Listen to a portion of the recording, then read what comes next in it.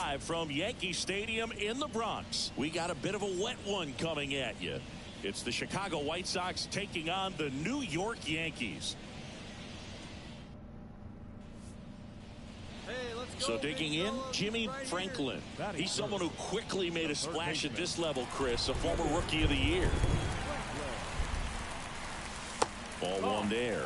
Nastrini, 26 years old, and he was drafted in the 4th round in 2021. And another ball. 2 down, nobody on. That's in there. That's strike one. Hey, here we go. Come on now. One time. That one missed. Well, he's so great about hitting the ball the other way. He gets those arms extended. So right there, just trying to straighten him up a little bit so he doesn't have as much outside plate coverage. One of the things about that 2-out walk, the base runner over at first base is going to have a very aggressive secondary lead. So a ball down the line or into the gap will produce a 2-out RBI, and those are the best. That is, if you are the offensive side of it. 2 outs. This ball's chopped to the ground, and that chance handled. Tosses to the pitcher covering the bag. That's out number 3. The Yanks leave 1, scoreless after 1.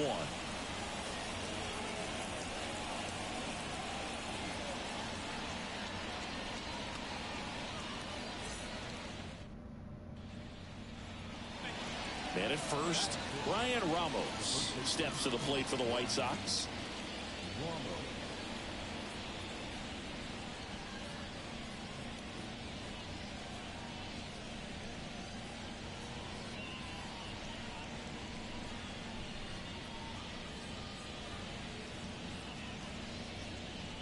Williams aboard here at first with nobody out.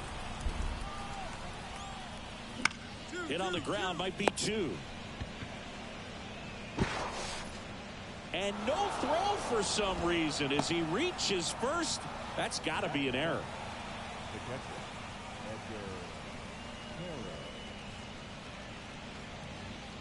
Up next for the Yankees, the 3rd baseman, Jimmy Franklin. Let it fly right here. First pitch just misses. Good miss with that changeup away. He needs a ball on the ground for a double play, minimize the potential threat right here. On the hitter's side, nice job of laying off that pitch. And that's in there at the knees for a strike.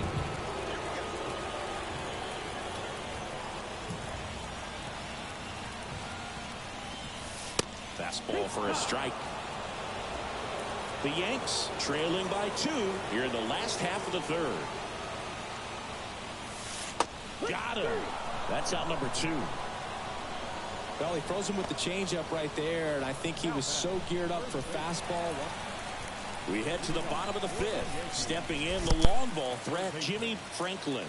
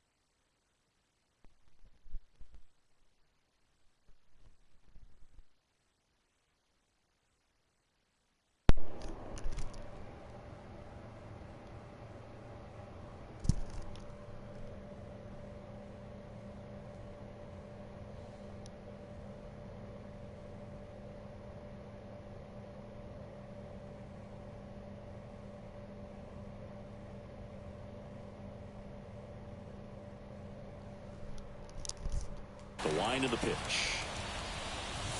Right through there for a strike. You know, these Yankees just haven't produced as many competitive at-bats as I'd like to see in this one. They really haven't worked many deep counts or long at-bats, and that's fine if you're having a lot of success. But at this point, I think it's time to make an adjustment. That one misses. Now 1-2. Come on, big guy. Wouldn't chase that time.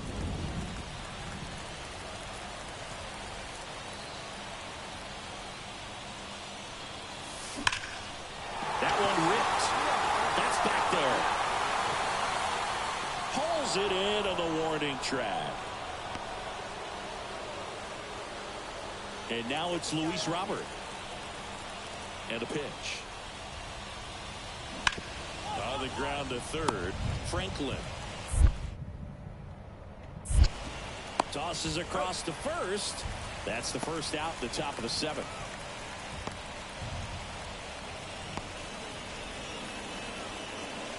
Runner on at first with one gone. And stepping in for the Yankees, Jimmy Franklin. Chris, baseball today, so many strikeouts, and they are available to pitchers. But this is a guy that puts the bat on the ball and is kind of different from the players that we see day in, day out. 1 out.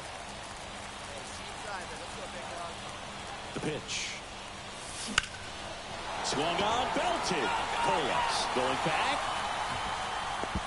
He hits the wall and hangs on. Great catch. Excellent play out there, and he does it in a huge spot. That wall, well, they win the opener at home. First game of the 3-game series, and there's just such a good feeling when you're in your own ballpark. You're sleeping in your own bed. You're eating your clubhouse manager's food.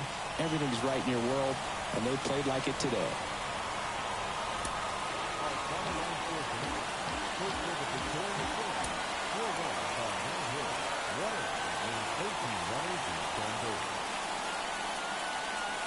To the right side, 2 runs, 7 hits, no errors. They left 16 runners on base. Time of the ball game, 2 hours and 49 minutes.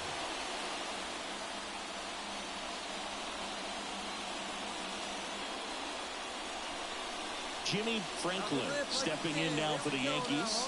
Batting third, the third baseman, Jimmy Franklin.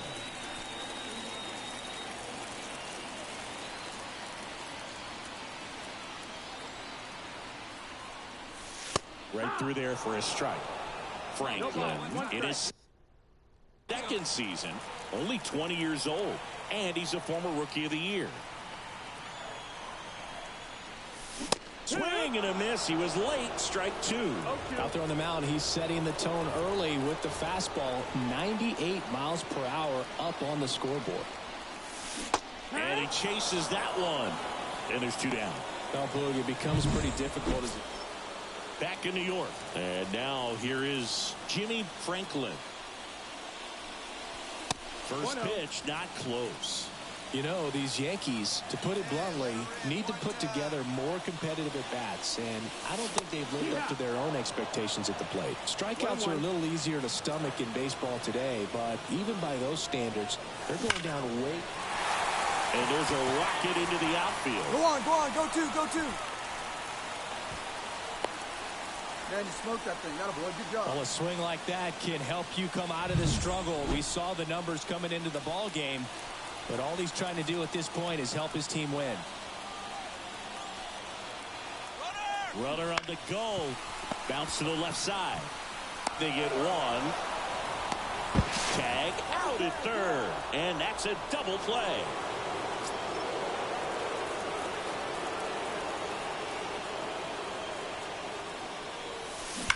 That one is absolutely belted. Reaching for it. Makes the catch. Now, Boog, that ball had some carry on it. Great job of making a decision quickly to get up in the air. Reels it in. Excellent job to end the inning. So 2 down. Jimmy Franklin stepping in now for the Yankees. 1 for 3. And things could change quickly here with one swing. His fans, they are ready to cheer about something. Stay back. Fought off foul. The Yankees looking to rally. Well, he knows they don't want to give him anything to hit, but when you've got opportunities to drive in runs, you've got to expand the zone. He's capable of going out there and doing damage with it. So the tying run at second. In the air, right center. This is mashed way back. And he powers that one out of here. And now they're out front. It's 3-2. Well, that swing changes things. Yes, it does. They were in striking distance. They found a way to fight back big time.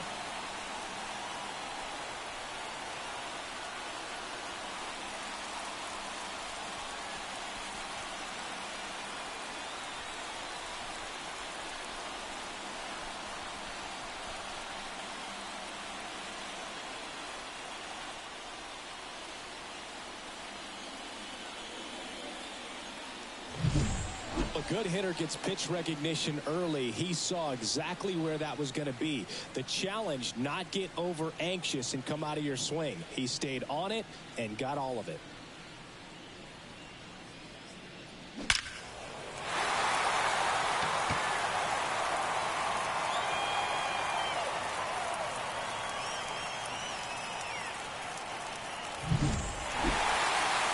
All these players were able to take the lead in the bottom of the eighth and just cruise to this win, getting those final 3 outs in the top of the ninth. Excellent job of securing your home field and keeping the fans in the ball game all the way to the end. Nice W all the way around.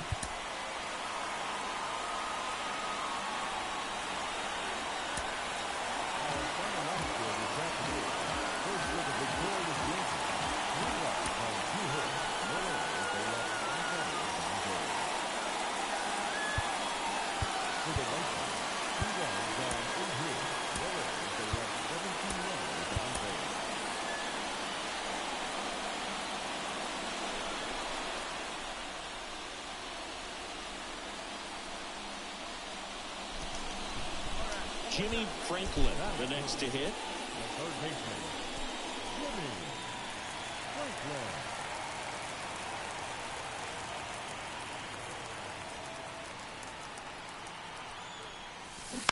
Foul ball there. How is Garrett Crochet pitching 6 again? feet 6 inches, 26 years old, a former first-round pick in 2020. And that one fouled off. Hey, I need you right here. One time.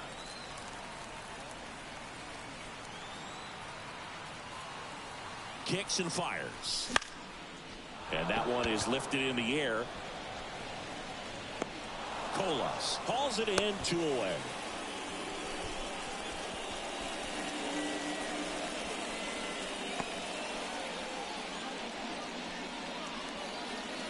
First and second, 2 down. Now here's the cleanup hitter for the White Sox, Emmanuel Rivera. Got him all of them. Let's go.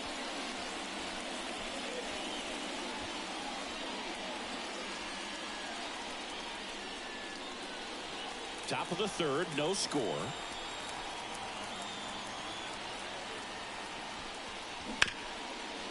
Ground ball left side. To second, but way too late. Safe there. Here's the tag, and he's out. They don't come much closer than that. Bang, bang play to end the inning. White Sox strand a couple. Still no score.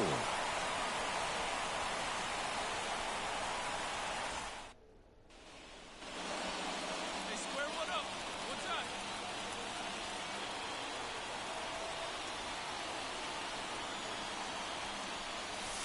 First pitch doesn't find the zone. Well, he's so great about hitting the ball the other way. He gets those arms extended. So right there, just trying to straighten him up a little bit so he doesn't have as much outside plate coverage. Swing and a ball lifted in I'm the a air. pig. Left field, pretty well struck. Pulls it in on the warning track. Just pulled off of it a little bit right there. That front shoulder coming open instead of staying closed. If he does that, he's going to be able to go up the middle the other way with. Come here. Up next is the third baseman, Jimmy Franklin.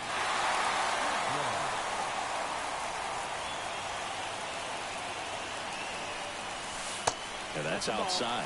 The last thing he wants is to hit the ball on First the and ground. second. But I wouldn't expect many pitches up in the zone. They'll be pitching for a double play in this spot. Ooh, right on it.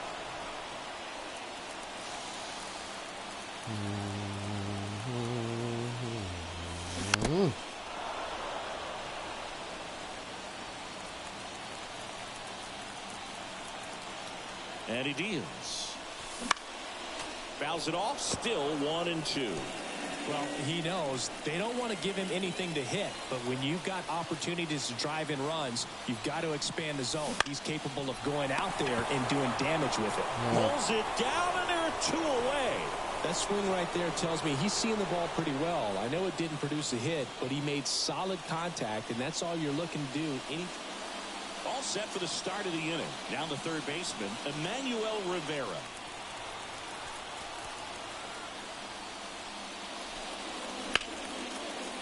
On the ground to the left, and that squirts through. So a man on base to start the inning. Up next to the right. And next to hit for the Sox, Oscar Colas.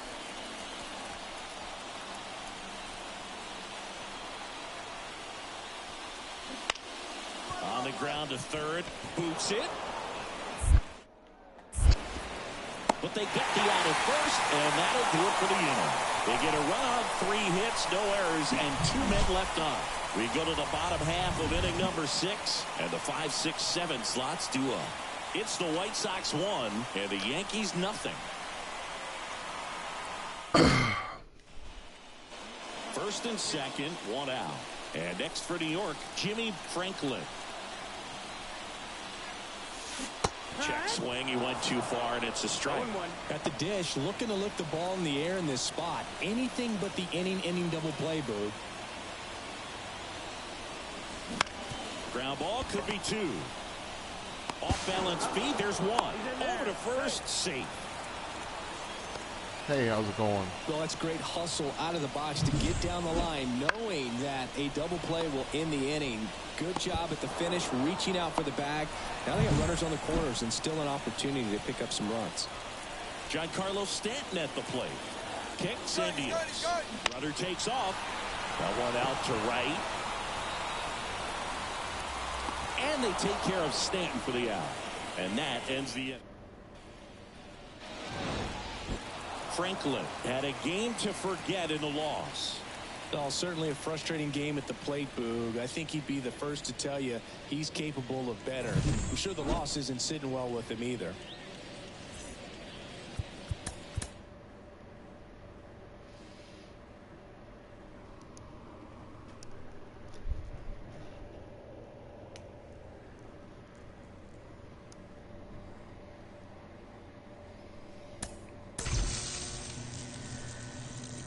Happy 4th of July. There's lightning everywhere.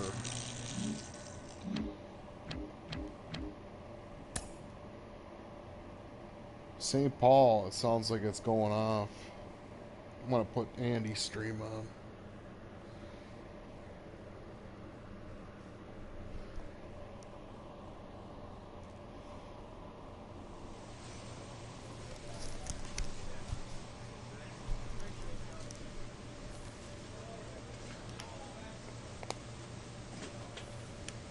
I don't know about your guys' city and state, but where I'm at in Minnesota, it's like cloudy and low-hanging clouds and lightning. White plasma lightning. I hope it don't take out our electricity tonight. That would suck. It's hot out. What do we got here? Nothing.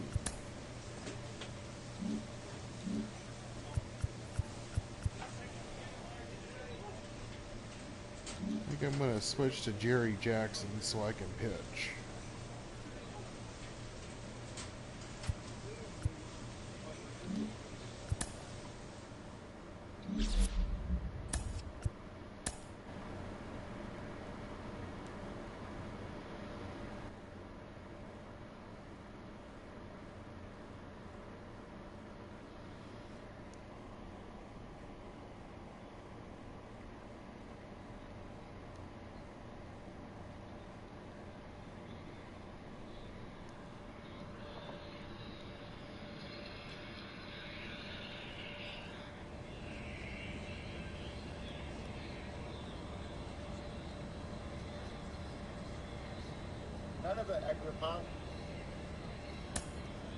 Oh, what's the breaking news on earthquake? At least you're informed.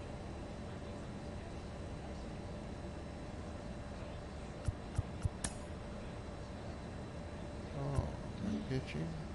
Yes. First game of the year, opening day. Glad to have you here. We're going to go with the DH. We're on the road.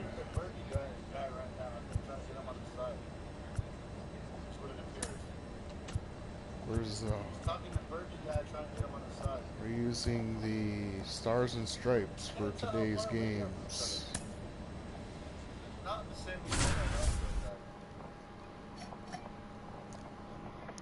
Opening day. What year is it gonna be? Do you guys remember?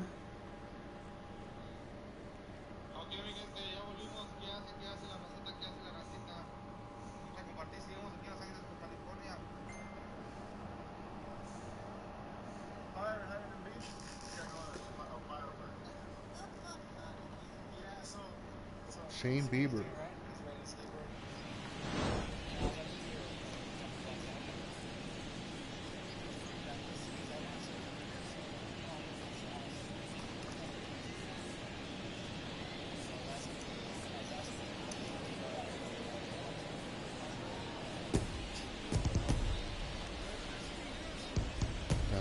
The crowd is amped up, ready to get this season underway, as are we. Back with more in a minute.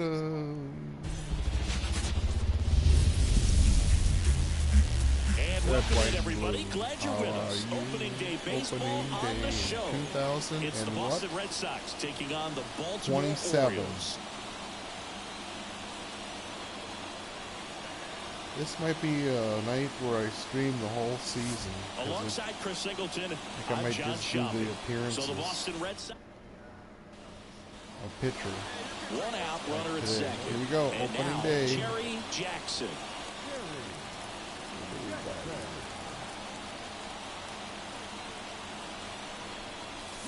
Swing and a miss as he was out front.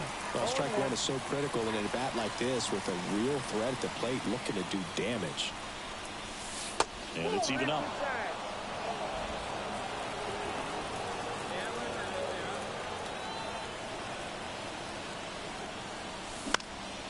Fought off foul. One out and a runner at second here on opening day.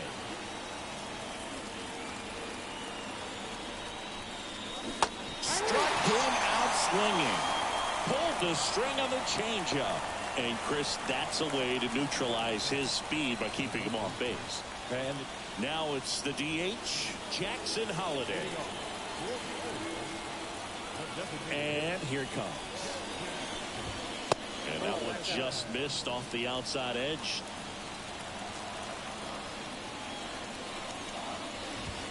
Top of the zone for a called strike. And a pitch. Swings through that. Out there on the mound, he's setting the tone early with the fastball. 98 miles per hour up on the scoreboard. Screwball. Swing and a miss. That one in the dirt. What's going on there? Davis St. gathers, Paul. throws to first, gets him. One away on a drop third strike. Gets him swinging with that screwball, and it was a good one. You know, the screwball is often compared to a changeup because of the velocity and the arm side movement, but the big difference is what you saw right there. A lot more depth or drop than most changeups, and it caused him to swing right over the top. Puts it away for the out. It's never fun going back to the dugout after hitting a line drive that finds a glove, but you will get some high fives. You know, when you make great contact, you feel like you've done everything right. But in this game of baseball, not everything is in your control. And ball one.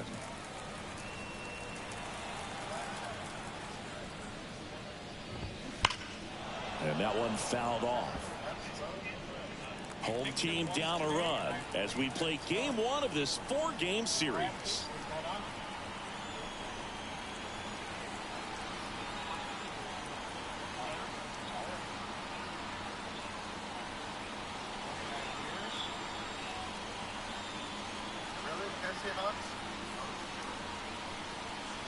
2 outs.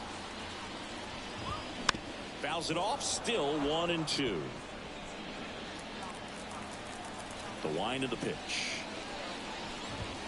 Not even close there. Now 2-2. Got him swinging. 1-2-3 go the Orioles. They trail here 1-0.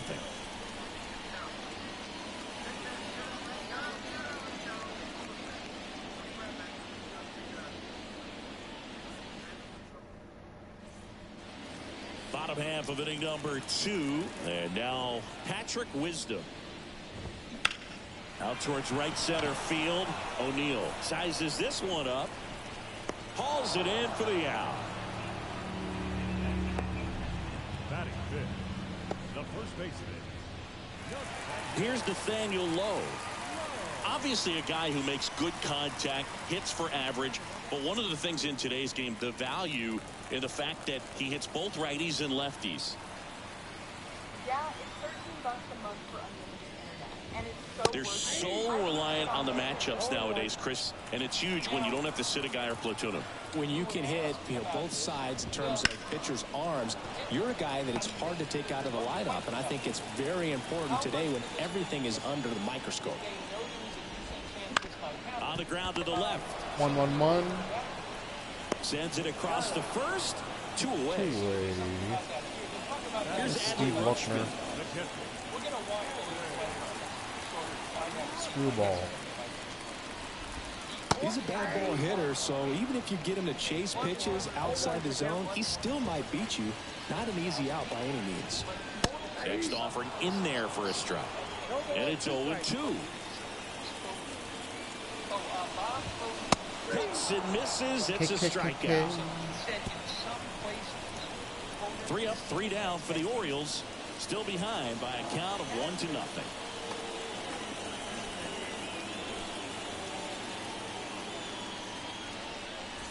Oh, Texas Lieutenant Governor Dan Beck knows that the potential for any legal money under the law. The Lieutenant Governor, acting governor, he was the acting governor. Wait for your pitch up there. Greg Abbott decided to stay. Everything That misses, and that's ball 1. and we have heavy rain, and we're not exactly sure where it's going to land. Obviously, as it got dark last night, we got to And there's a ball. That's when the storm started. Asked about how people were notified in first warning so they could get the safety. Judge Bob Kelly Swing and a high fly ball, pretty well struck right field. Pulls it in on the warning track. Runner tags at second. Thought that was a no-doubter. I think the wind was holding that in this ballpark. And we're back. the most dangerous riverman. Jorge Soler up at the plate. The right-hander back to work. Swinging a foul straight back. And the 0-1. And there's a foul ball. And he deals.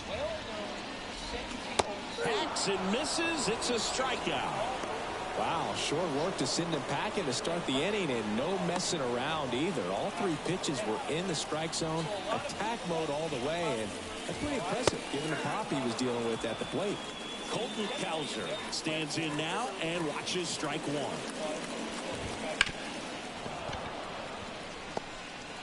this Guadalupe River suddenly 1 down, base is empty. Swing and a miss, and he got him. That's out number 2. Got a pitch to hit right there with 2 strikes, but just couldn't get a piece. Tell you what, that screwball is so unique, and it's so rarely seen. I think it can be tough for any hitter just to get a piece of it, no matter where it's placed. As a hitter, you're just not used to seeing a pitch moving that way and getting on the same plane as it comes into the hitting zone. That one to first. Makes the sliding stop. Gathers and throws. Nicely done for the out. It's certainly Bottom of the inning. And now the DH, Jackson Holiday. Jackson back to work. Gets the call. Strike one. You know, these Orioles, as this game goes on, have to be more disciplined at the plate. So many of their outs have come from weak contact on pitches they're chasing outside of the strike zone. You can't do much of anything with those locations, and that's been true again today. And as a pitcher, when the hitters are swinging at everything, you feel no need to challenge inside the zone. You just keep working the corners and expanding that strike zone and beyond, and they just keep eating right out of your hand. 0-2. Got him looking. And there's one down. Well, he throws him with the changeup right there, and I think he was so geared up for fastball. Once he recognized that it was off speed, he just wasn't able to make an adjustment. So a really good strikeout, and the pitcher just won the battle.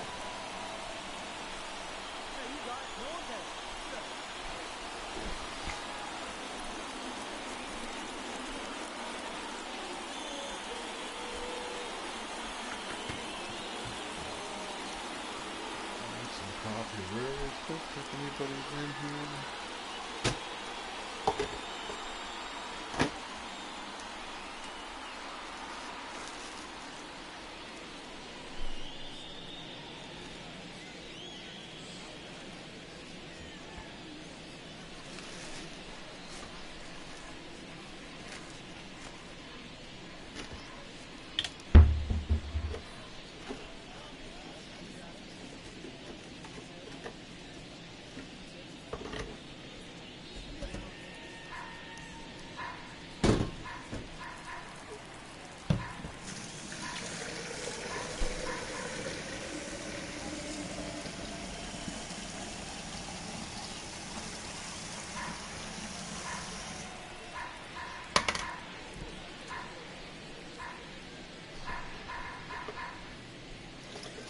Ladies and gentlemen, a reminder that for the most informative, up-to-date, and exciting baseball content on the web, log on to MLB.com.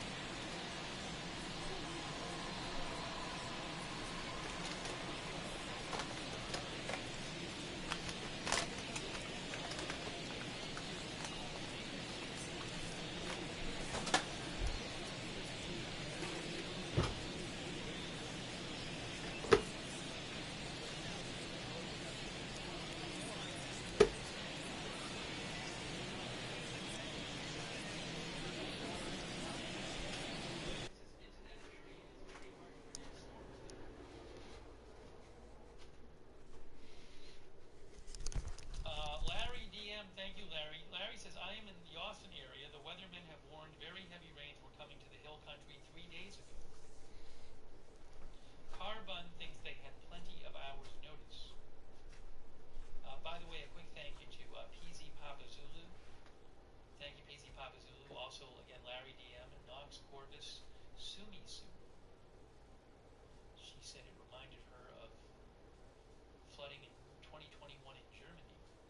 Thank you, Bruce Kaiser, who says, are these camps inside a 100-year flood zone building codes? I personally do not have background about,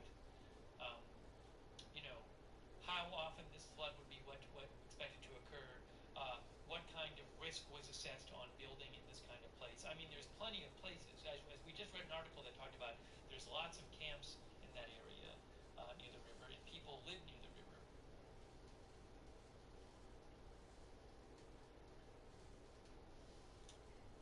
Well-known century-old summer camps bring in kids from all over the country in the area of the river, said AP.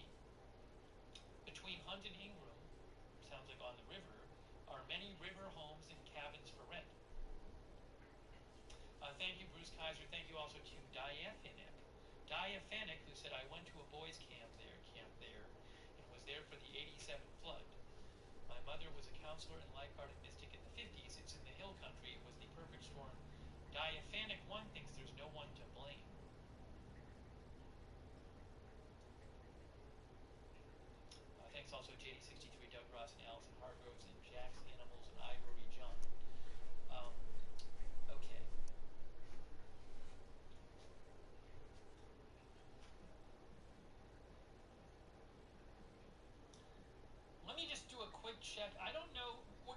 show you I'm going to watch it with you because I haven't seen it yet.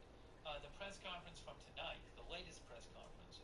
I don't know if we'll get any updates while we're on the air. We could get updates while we're on the air. I don't know. You know, the search and rescue is ongoing tonight. It is ongoing, which makes sense. I mean, you know, if you're searching for missing people in this area, and these over 20 missing girls from this camp, the thought's not gonna be, well, let's go to bed and we'll wait till tomorrow. I mean, they're out there searching.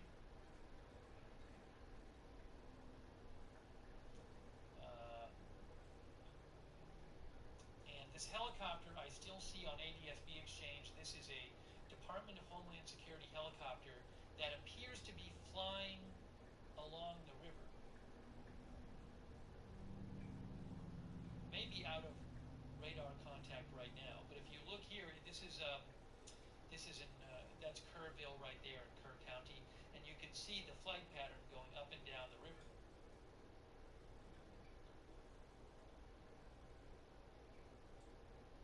Willem Mills thinks there's only so much searching to do at night in these conditions. Well, you know, our viewer JT63 says somebody could be hanging in a tree branch. You know, I've seen a couple people in the chat claim that the girls from the camp were rescued, and that's just false information. I don't know if people are seeing videos from earlier in the day that are incorrectly labeled or drawing incorrect conclusions from them, but the last official update was not that long ago. I'm going to show you the press conference, and they said 23 to 25 girls from the camp are missing. That was the last official update.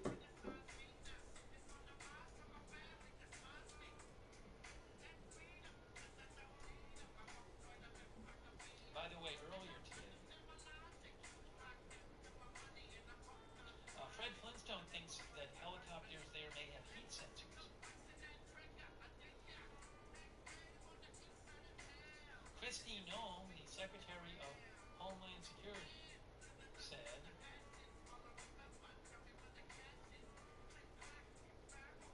I have been working throughout the day with Kerr County leaders, State Emergency Management, and Greg Abbott, Governor Abbott, to get every resource possible to those affected by the flooding. I have activated the Coast Guard and FEMA resources to help those affected and bring Americans in crisis to safety. What the hell? Saudi BB thinks search and rescue helicopters have tons of sensors and thermal imaging. I did see a report today. One report I saw earlier said from News 4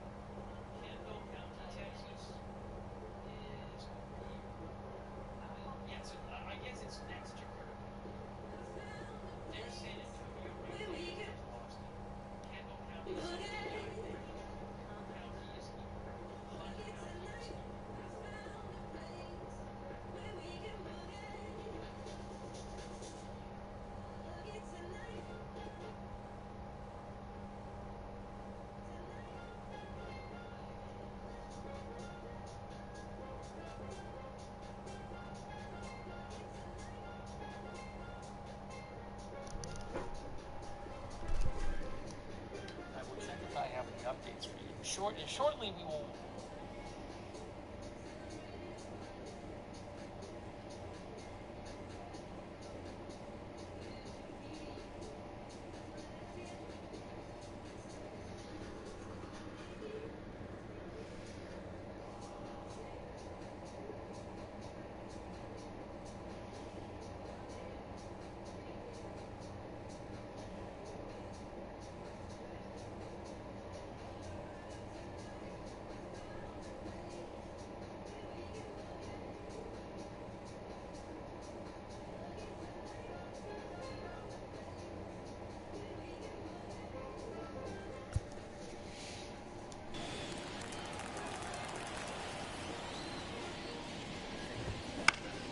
That one fouled off. One out, base is empty. Down the middle for a strike. And it's 0-2. They tried to get him to chase on a slider down and away.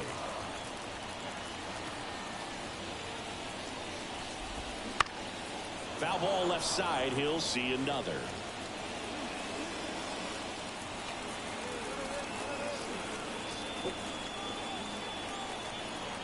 One down, base is empty. Foul ball still a 1-2 count. He's begging, give me that pitch one more time. A hanging changeup just out in front. Swings and misses, struck him out. Quite the start to this game on the mound, looking very dangerous to these Hello, hitters. hello, 7 hello. punch-outs Happy already, 4th of this July, lineup hasn't had much Pilgrims. success We're trying in to figure it out. B-Town. I'm impressed with what we're seeing here. And into the box for Baltimore, Gunnar Henderson. He was a strikeout victim his first time. Right through there for a strike.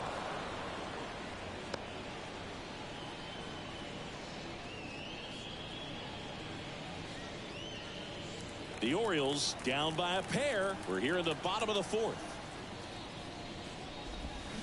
That breaking ball is in for a strike, and quickly it is 0-2.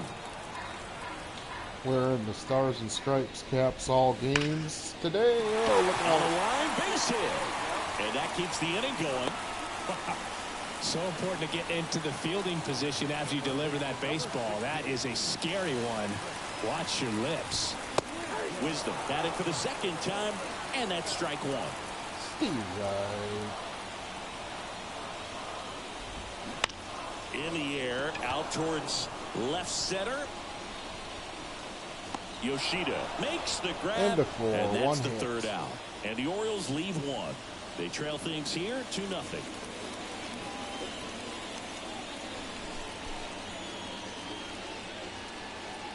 It's going to be a good night. Still early for July Jackson 4th. in his 3rd season, just 21 years old, and he was selected for the All-Star game last year.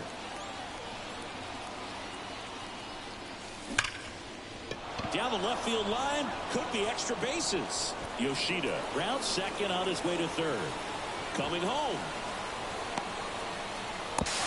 The throw to 3rd, and he's out trying for 3. But a run does come in to score. Absolutely perfect execution of the relay right there to cut him down at 3rd. And he probably should have shut it down at second base and been happy with the double, but it took a great play to get him. You just have to tip your cap.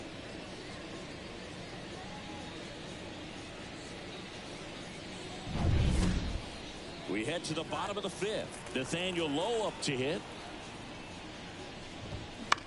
In the air, left field. Yoshida gliding in towards the infield. No trouble here. Puts it away for the out. And there's one down. The catcher. Adley Rutschman, the next to hit for the Orioles. 0 for 1. He struck out swinging last time. Ball one there. Chris, you played here in 2002. What are the memories that stand out as to being a member of the Baltimore Orioles? For me, it was just pulling into the parking lot and having those that were there with an encouraging smile or a pat on the back, regardless of how things were going. It made it a lot easier to come to the ballpark, whether you were doing well or you were struggling. And then the way that they treated your family. I mean, this is a great place to play, and I'd say it's got to be one of the top places in all of baseball.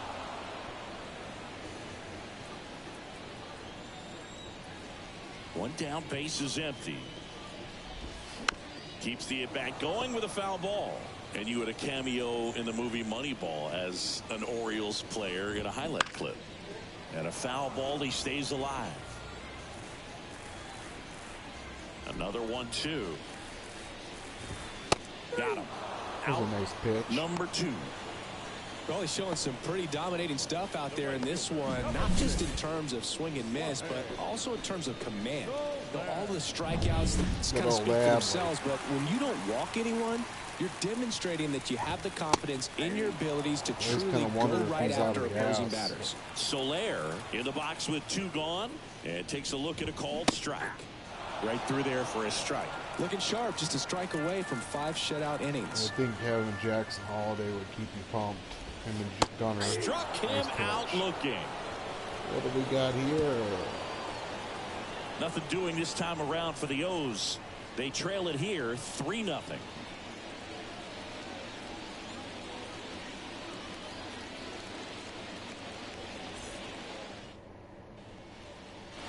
Back now at Oriole Park, bottom of the 6th. And now the center fielder, Colton Cowser.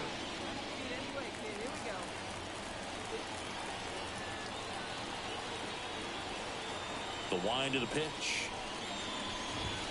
Swing and a miss.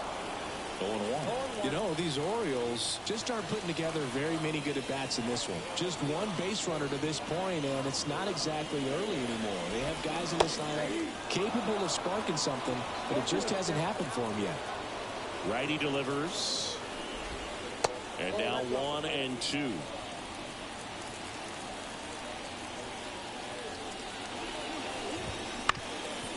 That one back up the middle, and it gets through. So a runner aboard to start the inning. Hello. Happy 4th of July. Dominant performance for him today, Boo. Just 2 hits allowed so far, no runs across either, and he's had an answer for just about every hitter he's faced. So I don't think this hit is going to knock him off his stride too much.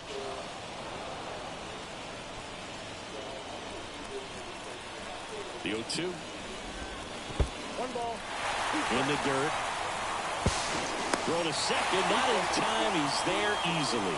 Cowser into scoring position on the wild pitch, and there goes the double play possibility. Man at second. Definitely trying to work down and get that double play ball, but it got away enough to erase any chance of that. Good job of moving up into scoring position. Now a hit could make that wild pitch really sting. Back to the top of the lineup. Next is the designated hitter, Jackson Holiday. There's a strike.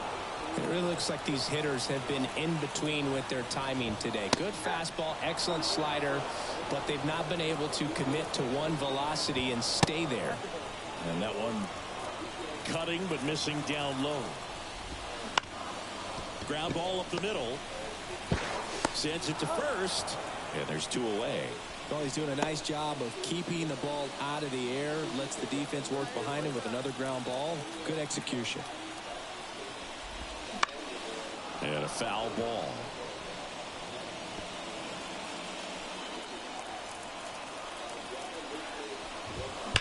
That one the other way. That's a fair ball, and it's getting into the corner. In comes the run from third. It's 3-1. And he's got a double.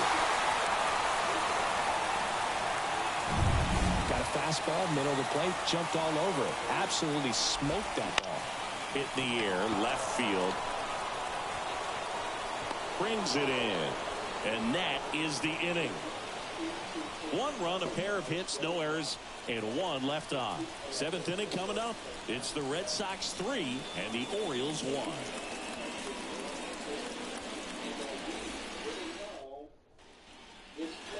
We go to the top of the 7th. Here now the Red Sox DH, Jerry Jackson. The pitch. That's a little bit low. Activity in the bullpen for Baltimore. Cionel Perez appears to be getting loose. Bauman warming up as well. Hey, let's go, kid. One time here.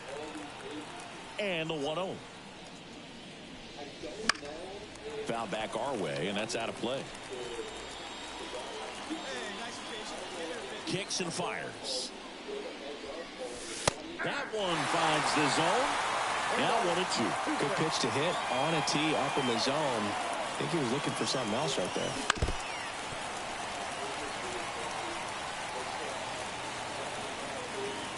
The 1-2. Swing and a ground ball up the middle. That's a base hit. Man aboard on the leadoff single. Just kept it simple. Played Pepper with the middle of the infield and took it back where it came from. And there's just no one there to knock it down. And now they've got some speed on first. So we'll see if they try to get him into motion. Rafael Devers up to him. And this is a great dynamic right here. Speedy runner at first, thinking about taking second. Catcher with the pop time that leaves Jaws on the floor. This might get interesting, Boo. Jackson gets his lead at first with nobody out. And that one missing low. Chris with that distraction and a speedy guy at first. He's in a favorable hit. Runner takes off. Pitch in for a strike. Throw to second. He's safe. That was close, but StatCast shows us why he so often seems to be on the safe side of these steal attempts, Chris.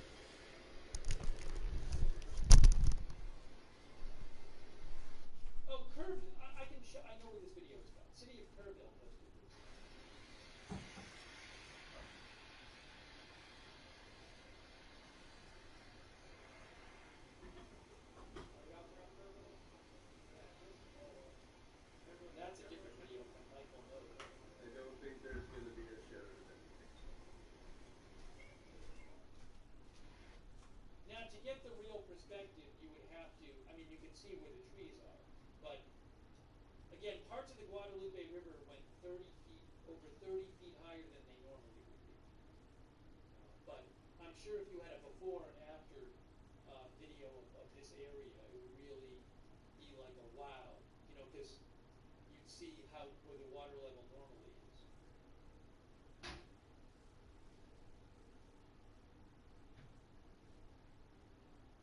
Reuters says that Dalton Rice, city manager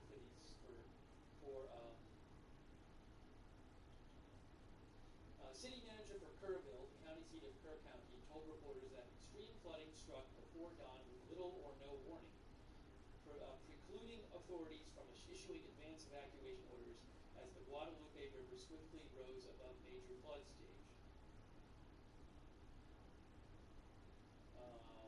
Parts of Kerr County got as much as a foot of rain. State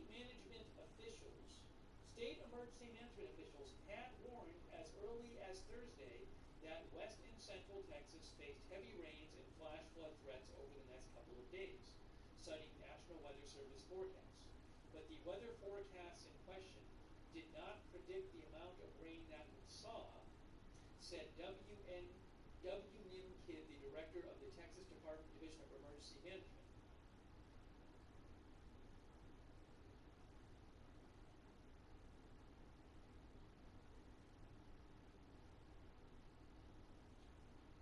Since all of a sudden you're screwed. I think we're gonna. I need to watch that. I want us to watch that news conference. We're gonna watch it in a second.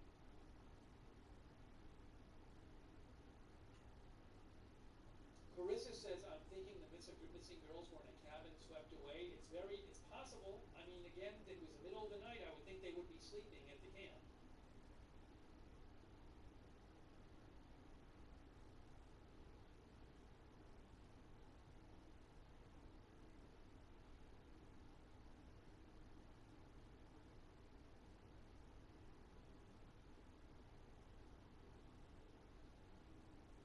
By the way, quick thanks to Gulf Coast Picken, Jack Hanna, Nikos Castellanos, Heather Lee.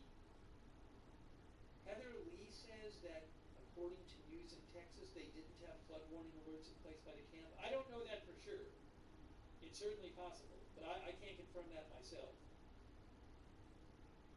But, I mean, we read you an eyewitness account from AP of a 13-year-old camper at Camp Mystic, which is the camp where the girls are missing from. And she said suddenly they woke up at 1:30. What did it say? her account was that this 13-year-old camper said that a raging storm woke up her cabin around 1:30 a.m. and when rescuers arrived, they tied a rope for the girls. They had to be helicoptered to safety. Helicoptered.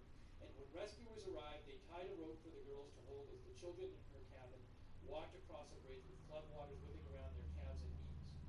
The little girl said the camp was completely destroyed. A helicopter landed and started taking people away. It was really scary. So that doesn't sound like, the girls had advance warning.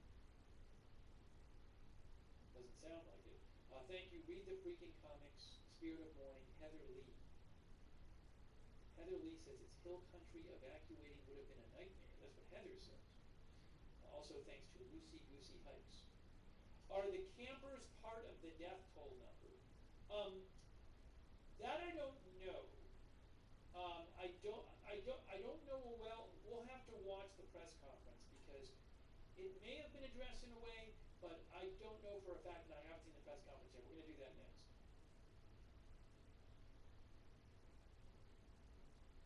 Thank you, and also thank you. Andrew B says, why is it every year a city suffers a 500-year flood? Andrew B says, can't blame just one politician. Thanks to Ashley Alley and Diaphanic 1.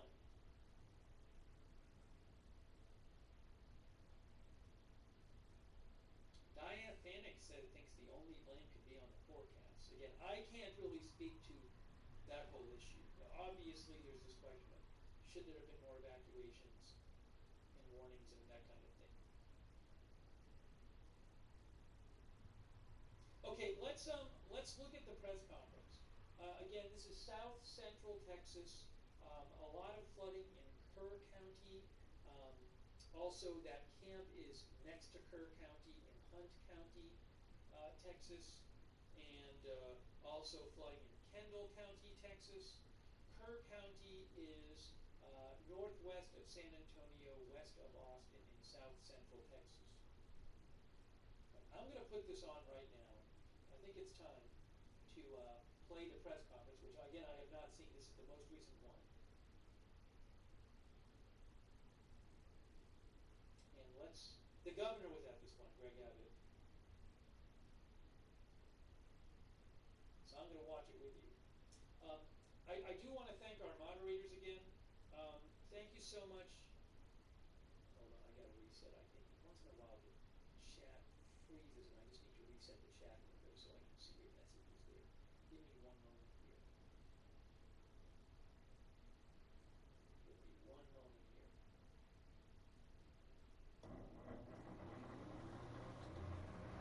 Let me just shout out our moderators.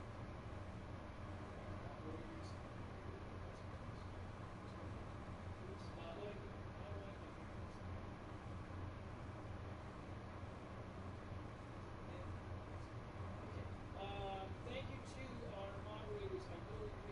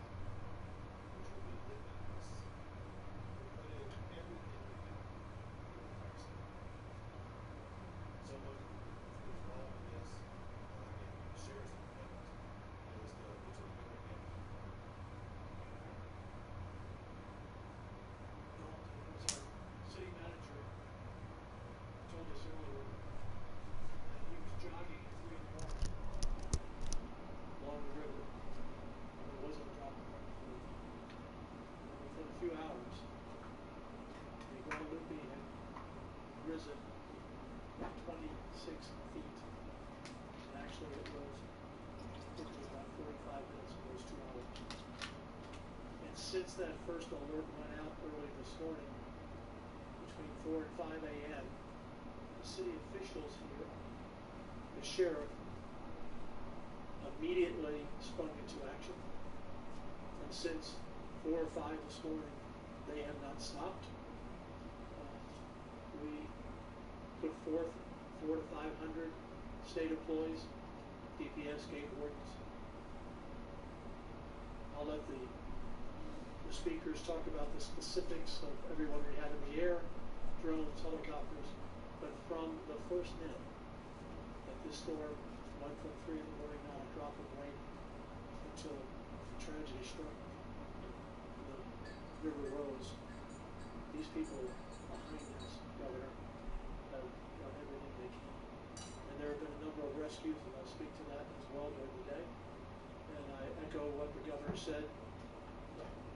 As I said earlier, we will not stop until we find every body, and the rescue continues that effort. We will not stop. And it is God Almighty that we need. Not a thought and prayers message. They get down on their knees and pray for these families tonight and all these children. Thank you. There's going to be other people who speak here. Before they do speak, I want to recognize a few others who will be involved in this process. One is the state representative from this area, West Virginia. Why don't you let people know who you are? And we're also in the State Senate District, Senator Pete Flores. And we have the Texas Parks and Wildlife Game Warden, Colonel, who's here with us first. Thank you all for being a part of this process. And now I want to turn things over to Sheriff Letha. Yes, Sheriff Larry Letha, Kirk County. What I'd like to let y'all know and the public know is, like the governor said, we do have all the resources we need at this time, and we will continue to have them until we finish this mission. I want to tell y'all that we will be working around the clock 24/7 until every person is found. What I can confirm at this point, we're at about 24 fatalities. We're not going to be giving any names out at this time. We're still notifying next of kin. Also, I've been notified one fatality has been found in Kendall County. I cannot say it's related to this incident at this time, but we'll let y'all know when we find out more information. I ask the media to be real patient with us during this time. We've got a lot of things going on. Y'all see what? There's a lot of people here. We have a lot of resources. We just need more time, and we're looking really forward. We'll be working 24/7 overnight into tomorrow through the next several days in this mission. We will get you information. As we get it, we will get it to you. We'll continue to have briefings. We'll continue to keep updated at this time. At this time, I'll turn it over to Mayor Herring. I'm Joe Herring Jr. I'm mayor of the city of Kerrville. My job today is to tell people thank you. People from across the state have come to help. City, county, state, all working together, all working for the same goal. I want to say thank you to the dedicated men and women of the first responders. You are our heroes today. We will not stop. We will rescue those in peril, and we will find those who are missing. But I'd also ask, please pray for our community. This is a hard day, and there will be hard days to come. Pray for us. We covet your prayers. Thank you. The task of the Texas Department of Public Safety is to serve and to protect our state, as well as to keep people safe. I want the Director, Colonel Freeman Martin from the Texas Department of Public Safety to explain to you all the details about the lengths that DPS has gone through over just less than the past 24 hours, which has been very helpful in what you guys helped accomplish. Well, this was a catastrophic event. It was a mass casualty event. And we don't want to get up here and brag about, the successes when there's life lost and kids that are still missing. But I can tell you every asset, every resources that the Department of Public Safety has is being used here today. We have long-lasting relationships with the Sheriff, Larry Letha, that go back 30 years, working with the mayor. And we brought in over 100 troopers this morning, and they worked all day, rescues, high water vehicles, boats, rescue drivers, divers, 7 rescue helicopters with hoist capabilities. And that was just today. We have another shift coming in tonight and another shift in the morning. We'll really ramp it up in the morning, but we will not stop. In addition to the search and rescue, that's the priority right now. Moving forward, tomorrow we're going to bring in communications operators, victim services people to help our partners here in Kirk County and HHSC. We have Parks and Wildlife here. They're providing just many boat teams, and they have 2 rescue helicopters.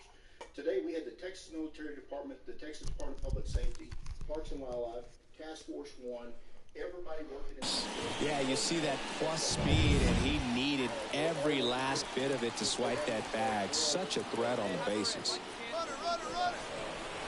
Oh, caught up in a rundown now. And they tag him out. And welcome back to the ballpark. Set for the last half of the 7th. And the batter now, Patrick Wisdom. And a good eye there. Well, it's been a very impressive outing so far. His command has been a big part of it. Even when he misses. Swung on, belted. That skips over the fence, so it's an automatic double. So next to hit for Baltimore, Nathaniel Lowe. Big swing and a miss. If you're going to get something going, this is the time to do it. You get the leadoff man on. Everybody's got to look over the shoulder and say, I'm just going to keep the line moving. Don't try to do too much. That misses the zone, and that is ball 1. Gets a piece there. We'll do it again. Don't think you want to throw him that pitch again. He hammered it. Next time, he'll make it fair. And a swing and a miss. Down on strikes. Not what you're looking for after the leadoff double. A strikeout, and there's one away. Good late cut for the strikeout there. That thing really got in on him. And, the cutter isn't really a huge swing and miss pitch most of the time because it's not really meant to move a whole lot. You're just trying to miss the big part of the barrel and maybe get some weak contact. But that one right there did a whole lot more than that. That was a really good pitch. Center field. Has this one sized up. Drops into the glove. 2 down. 2 down. Now it's the right fielder, Jorge Soler. Ripped to third, but handled, and that'll end the inning. One left. Back here in Baltimore, here's the center fielder, Colton Cowser. And the first pitch misses for ball 1. Jackson into his 8th inning of work singing. He's been good. Yeah, he's the type of guy that gets better as he gets deeper into the ball game. If you're going to get to him, you get to him early. They didn't do that today. We'll see what happens as this finishes. This one lifted in the air, left field. Yoshida makes the grab, 1 down. Pitch count in great shape. It seems you might have a chance to finish it. Norton in the box now. No balls and a strike.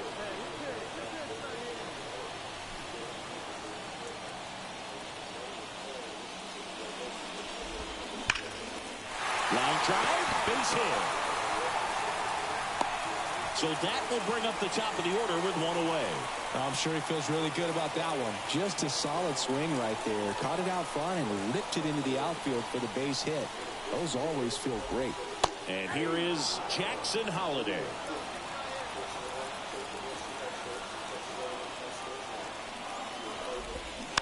Next offering is fouled back. Here's a run-scoring opportunity. You definitely got to push something across because it's not going to get any easier. You get to the 9th, you got a lockdown closer ready to come in. The 1-2. Fights it off. You'll see another. At the belt and finds. That one down the line.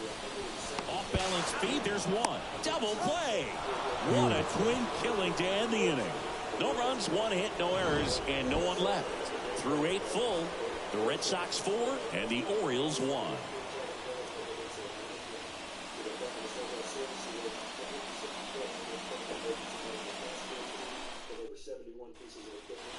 So 1 out, nobody on. Cherry Jackson will hit next. Foul ball.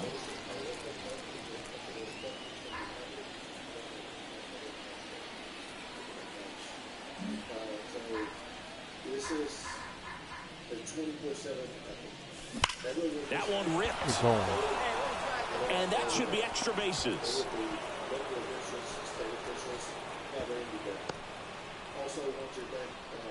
Everything came together perfectly for him right there. You see a ball come off the bat like that, you know it was pretty much a perfect swing. And for me, I start wondering. Runner on the go. Ground ball right side to first. And Devers is set down.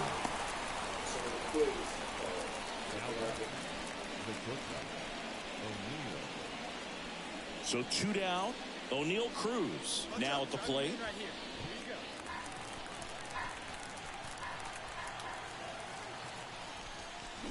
Swings through that one. It's a strikeout. Come out for the So ninth, no runs or here are on they a going to base be hit. in the No closer? error. Welcome back. Brought And in here the comes the closer, closer, Winkowski. Josh Winkowski. Great. Well, he does a nice job of coming in and getting the save. He made a mistake with the pitch, gave up the solo home Opening run, day, but he stars maintained and his focus to push through to the finish Got the line. dub.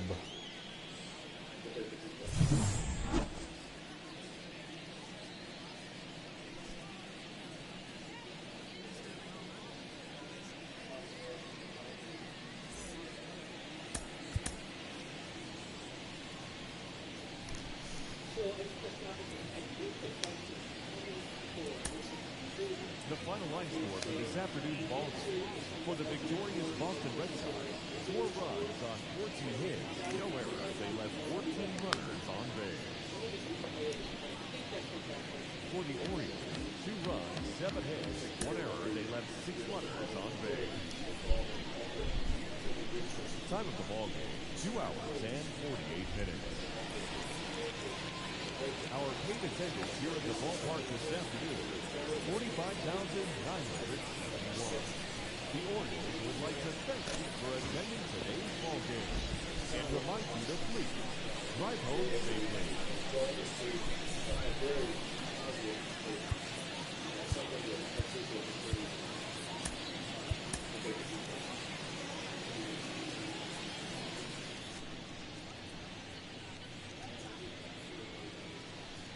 Cherry Jackson getting ready to hit. Come on now. Jerry Jackson. Swings through that one for strike 1.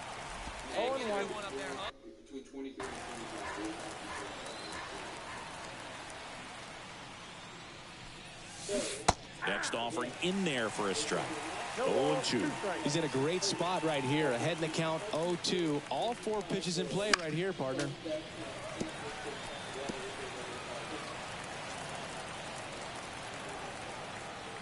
Two down, nobody on.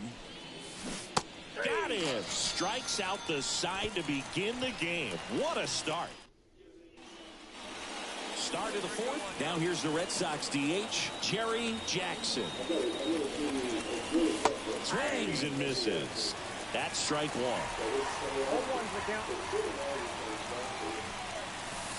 And that's outside. And a pitch. And another ball.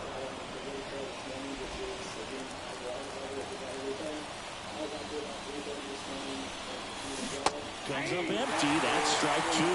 Well, when those hitters count, sometimes can be a little too aggressive, and a good pitcher will play off of that. He's got to get a better pitch to hit. Got him swinging. Very frustrating right there as a speedy potential base runner when with 2 strikes.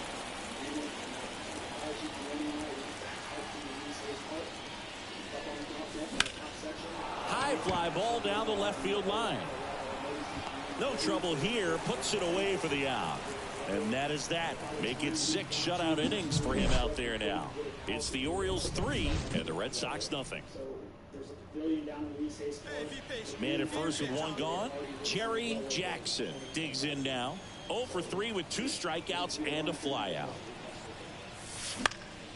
And first offering is fouled off. This pitcher's done a good job of disrupting the hitter's timing with the mix of pitches and changing speeds. You want to keep that front foot inconsistent for the batter. Their swings are hesitant, and that's exactly what you want on the mound.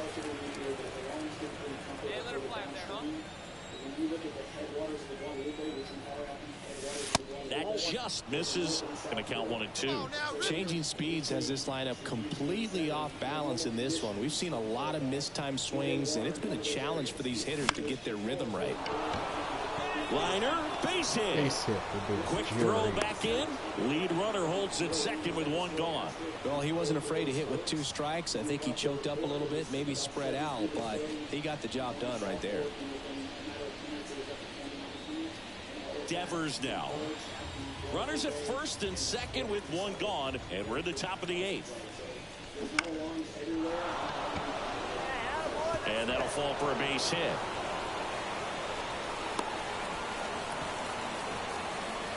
Bases loaded. Don't call it a comeback. So the bases are loaded here. 1 gone. Here's O'Neal Cruz. Swing and a miss. Struck him out. That's out number 2. Got to give him a huge amount of credit on the mound right there. He got squeezed a little bit on the pitch right before that one. You know it should have been a strike. He's trying for third.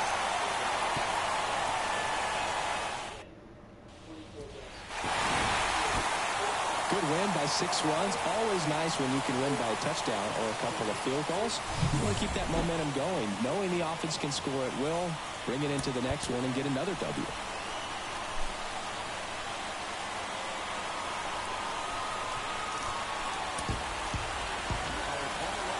Game hitting streak. Let's go.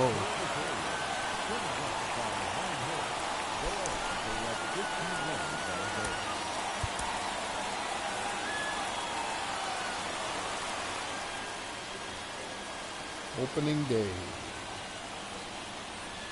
Jerry Jackson up next for the Red Sox.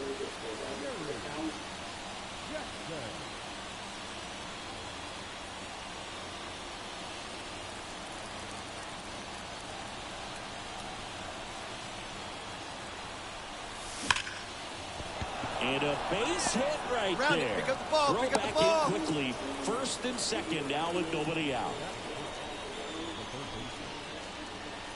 Here's Rafael Hitting Devers. streak to 6 games.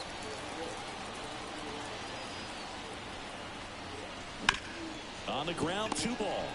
Off balance feed, there's 1. Plenty of time at first. That's a double play.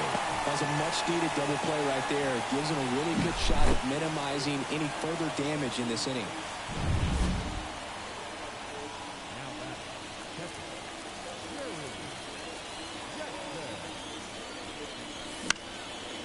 Fouled off. He was late.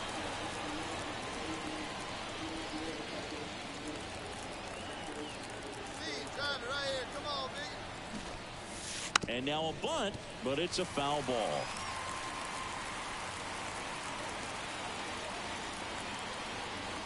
The pitch. Knocks that one away, and we'll do it again. Runner on at third, 1 gone.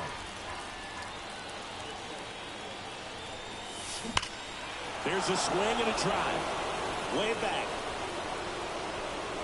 Gone into the flag cord. Holy smokes. His first homer of the year, and they boost their lead. It's 4-0. Way to go, Jerry. Opening day. Boy.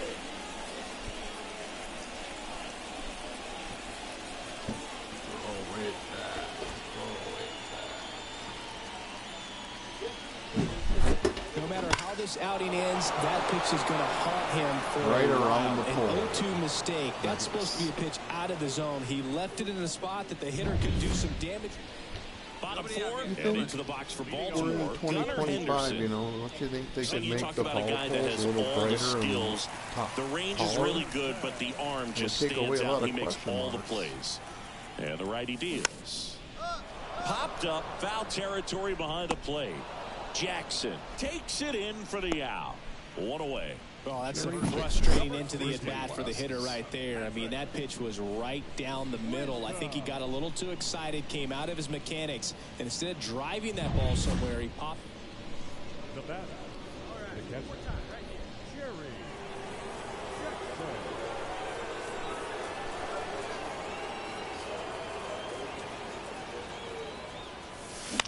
On the ground, could be two. Norby to second for one.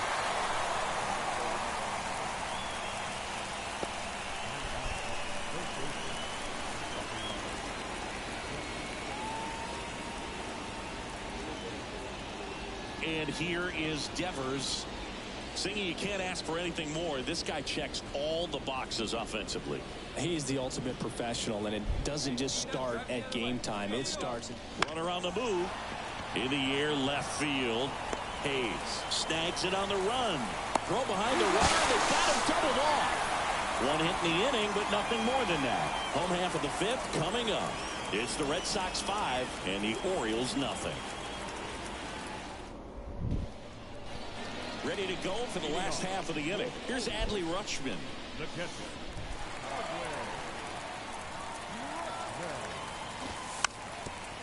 Trying to bunt his way on. Over to Smith. Rutschman retired.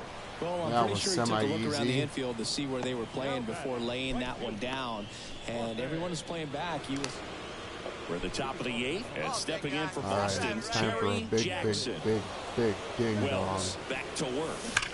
Oh. And first offering is fouled off. You know, these Red Sox, digging into their numbers, have to be happy with the swings they're taking. Just look at how the ball's coming off their bats, and tell me it's fun playing defense at this level. They've got 7 hits at 90+ miles per hour exit velocity, so you got to look alive out there. The pitch. In the air, left side. Hayes has it sized get up. that one. And a quick out, number 1.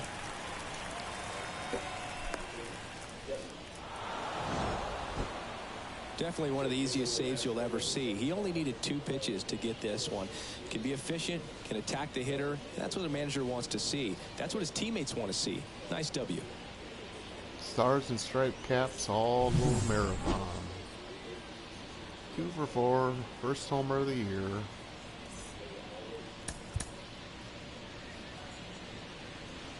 Jerry Jackson. The final line score for our ball game tonight. For the victorious Boston Red Sox, 5 runs, 10 hits, no errors. They left 9 runners on base. Jerry Jackson up next for the Red Sox.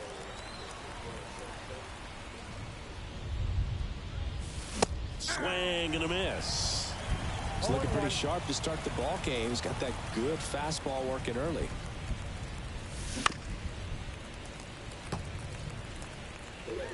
Two outs, base is empty. Check swing, and he held up.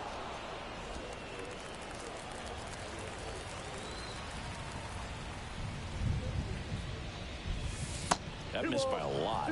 And the count's even at 2. Right-hander kicks, deals. Swing and a miss, struck him out. Nothing doing. Man at first. And next for the Orioles, Alejandro Kirk. And the right-hander deals. Runner on the go. Throw to second. Ow. Usually when you see a team try to steal a base in the early innings, it tells you they want to be aggressive on offense. Try to force the defense to make plays and slow them down. That's exactly what they did right there. So we'll see if that caught stealing changes the offensive approach moving forward.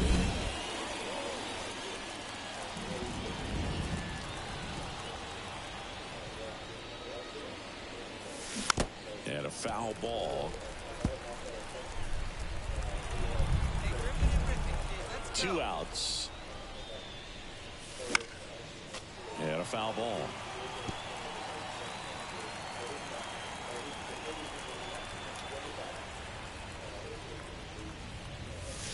Next pitch is outside.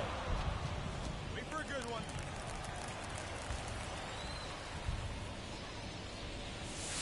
Got it by him for the K.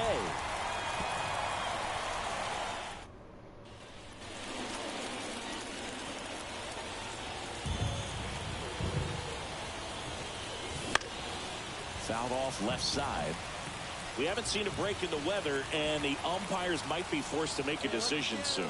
Yeah, I think so, Boog. I mean, everyone looking and wondering when they're going to stop play. It definitely feels close.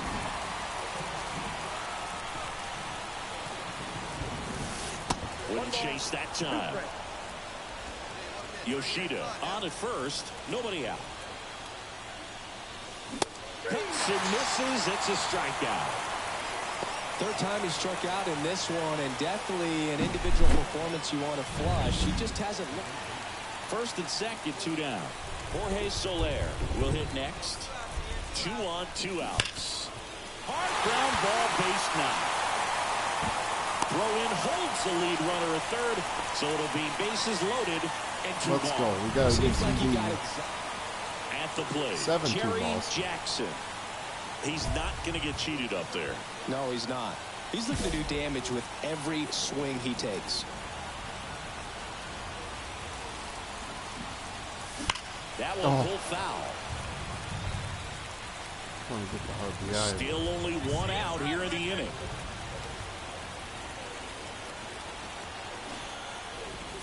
Puts a bunt down. Beats the throw and the run Look scores. at that. RBI single.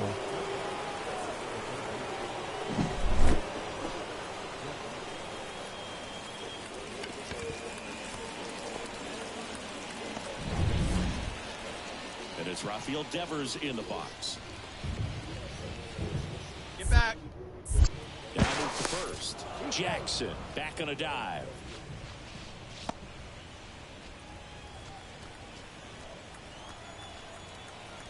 Here we go now. Runner on the go. Hard hit right side. Low. Steps on the bag. No chance at the double play with the runner in motion. Man in scoring position with 2 away. Tristan Casas up next for the Red Sox. And he walked him. 4 pitches. That's an easy walk, man. He could have walked me right there, Boog. The last one wasn't even close. So first and second with 2 out. Runner takes off for third. Let's go, let's go, On go, the go. He's ground. scoring, he's scoring. That's a base hit. The run comes in from second, and it's 9-2.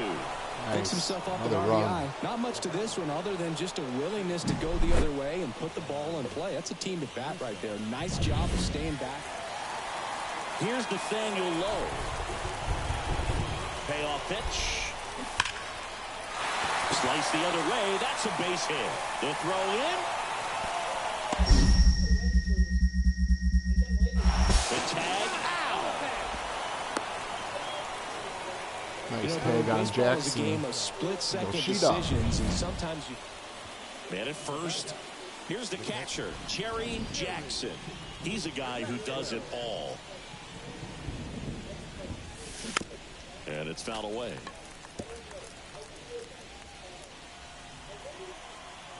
right, one time right here, kid. Righty to the plate. And there's a foul ball. The Red Sox up big in this one here in the finale of this 4-game set. Swings through it, and that's a strikeout. This was a huge win to take this series on the road before heading back home. You go home feeling good about yourselves. You've got some good momentum. We're going But at home. You also have a higher expectation to play well. So they're going to have to maintain the focus because those fans are expecting a lot. K-City.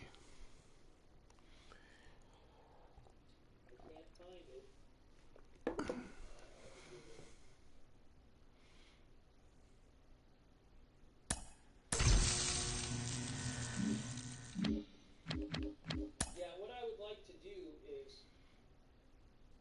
like to do is be able to see for myself what the exact forecast was. And you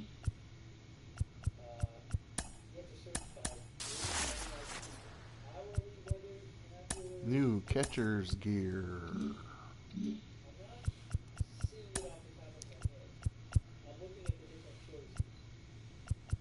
And I don't see. Oh, Wayback Machine. How about the Wayback Machine?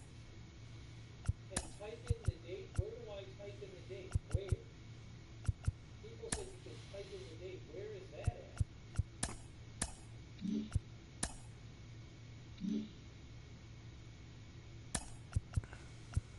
You know, for hurricanes, you can go back and look on certain days what the forecast is. But I'm not really seeing that here.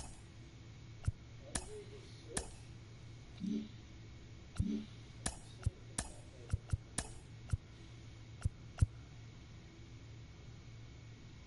Well, anyways, I don't want to sit here for an hour and try to figure out the National Weather Service site. 3-day history? No, 3-day history is the forecast. How about the Wayback Machine? Did I do that?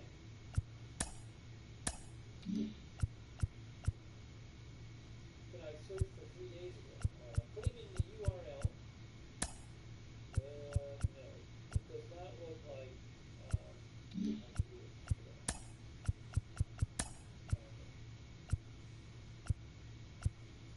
Past weather tab on top of page, someone said. We now have a 93 ranked pitcher. Well, past weather is going to be past weather, not past forecast, right? Although this took me a year. Again, I went to past weather. I clicked on past weather. Some people say, click on past weather. So I clicked on past weather, and that's what I get. I just get a map of the forecast office. So that's really not going to help me either. Anyways, I would like to see what the past forecasts were. But at one point, that person who was complaining in the press conference about the National Weather Service not getting it right, he did say that they forecasted at one point 4 to 8 inches for, I believe he said, per county. And I don't think that 4 to 8 inches is that much off what happened. But again, I don't know. So I would like to get that information. But there clearly was one official in that press conference who appeared to be blaming the National Weather Service for not getting it right and saying that that's why they didn't prepare differently.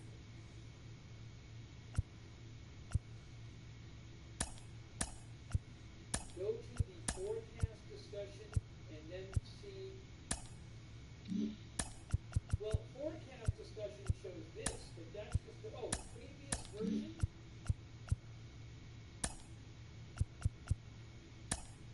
Maybe this will do it.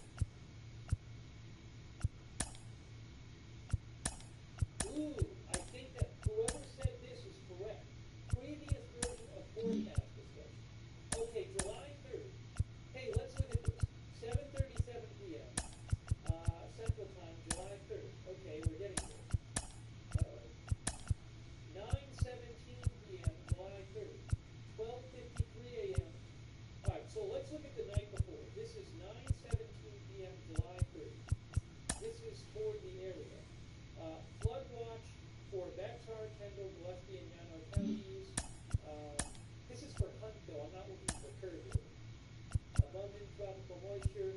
This says isolated 5 to 7 inches across the flood watch area. But this isn't the one for Kerrville. This is for Hunt County. This is for Hunt County. Let me do it for Kerrville County.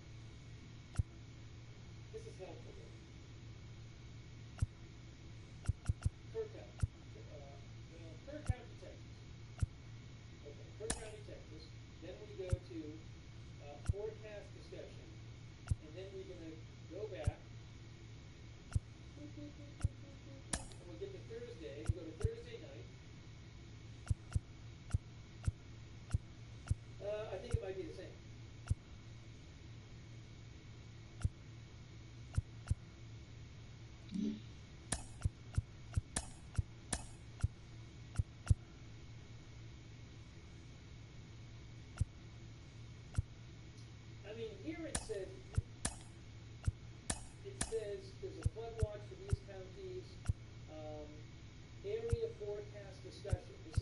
Thursday night as of roughly 9 Central Time. And it said here, I'm not going to read you the whole thing, but it says rainfall totals of 1 to 3 inches 88. It's time. higher amounts, upwards of 5 to 7 inches, could materialize if slow-moving storms begin to cluster. Given the heavy rainfall potential, some flooding is possible.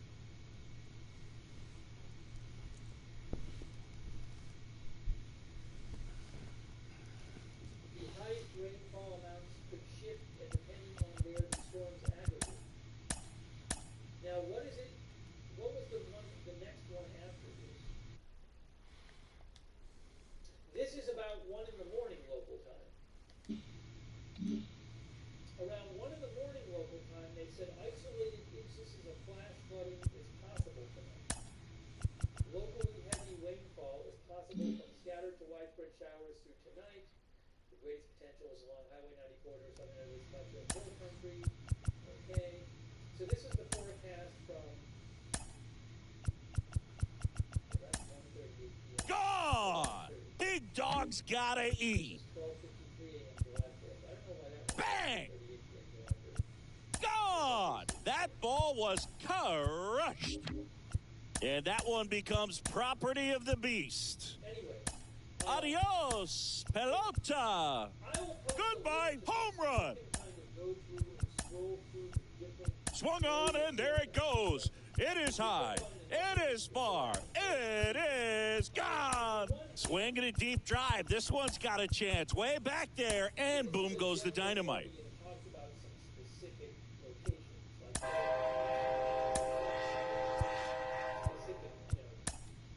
Specific parts of the river. So, on the one hand, at least from looking at that, I don't think I looked at what we just looked at doesn't say, oh,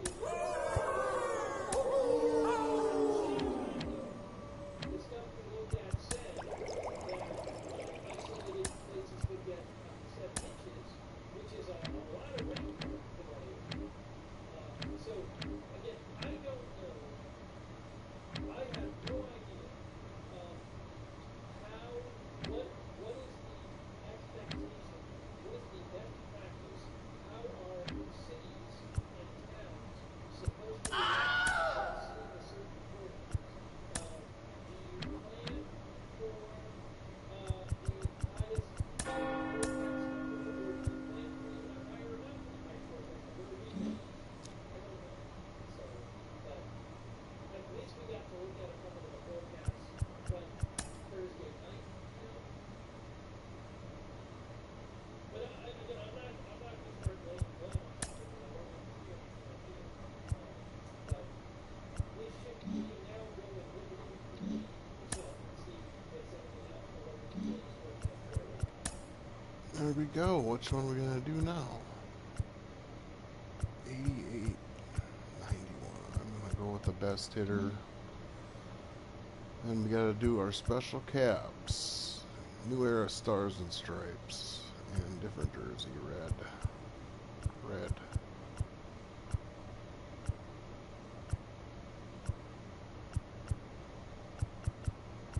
There it is.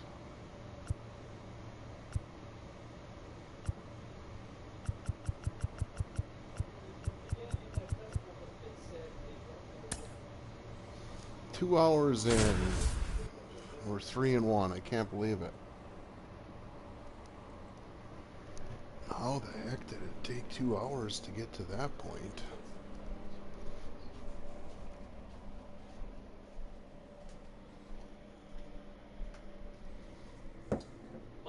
Michael's our viewer thinks it's starting to sound like a combined freak weather event.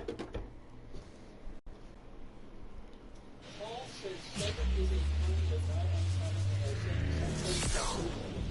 Hello and welcome. Thanks for 1 joining hour. us. MLB The Show with a good smokes. one coming at you.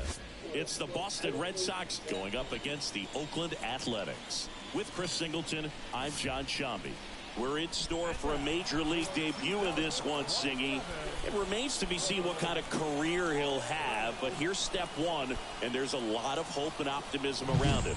This organization thinks he can be an impact player. Here, and big from what time. I've seen I don't and know if heard it's from raining people or that not. follow prospects really closely, I do too. We may not see him light the league on fire right from the start, as there's usually a learning curve, but I think he has the skill set to be successful at this level for a long time. 2 outs, nobody on. Jerry Jackson up next for the Red Sox. Oh yeah, she's coming down again. Swing and a ball lifted left field. Cabrera moving under it, and that's the 3rd out. New inning getting started. Now here's the Red Sox DH, Jerry Jackson. Howard back to work. Swing and a miss. 0-1's the count. Swings and misses. And it's 0-2. You tie a guy up like that, you're feeling like you are in command. Puts a bunt down. Tosses to first. 1 up, 1 down.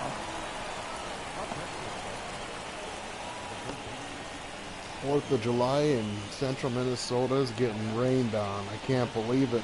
It's not even 12:30. It's the night's over.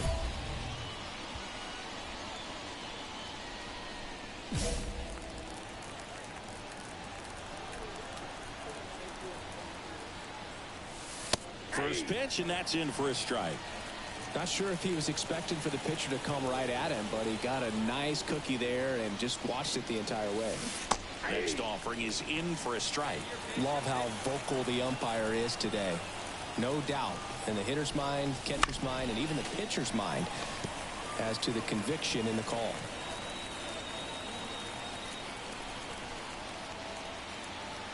Two outs. Swings and misses on the fastball up into zone for the strikeout.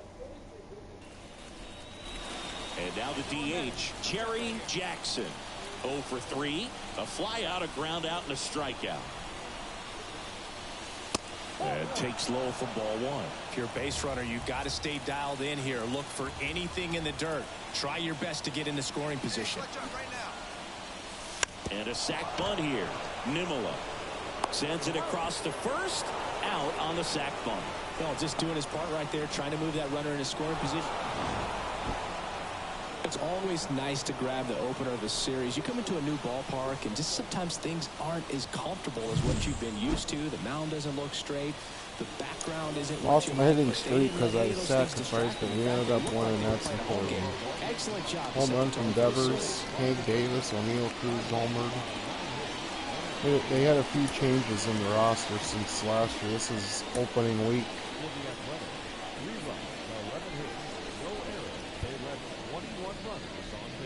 Am I pitching? Probably. This is a pitching show. Thanks for hanging out.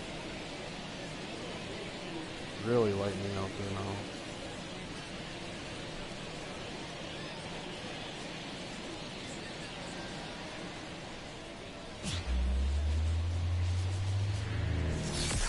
Welcome to Ring Central Coliseum in Oakland, home of the A's. We've got baseball on the show. It's the Boston Red Sox going up against the Oakland Athletics. And we'll be back with the first pitch right after this.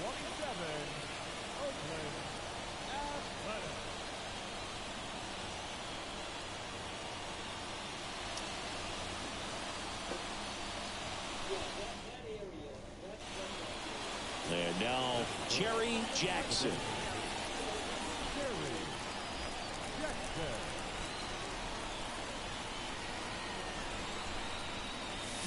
Check swing. Did he go? Yes, he did. 0-1.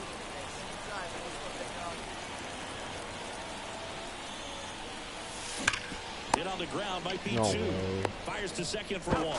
Return throw to first. Got him. Double play. And that'll do it. 1 hit in the inning, but no one left.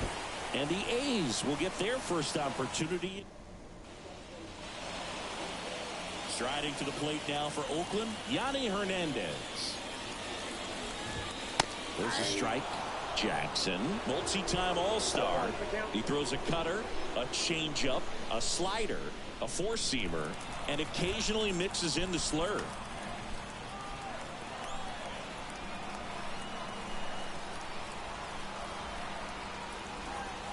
The wind of the pitch. That one missed.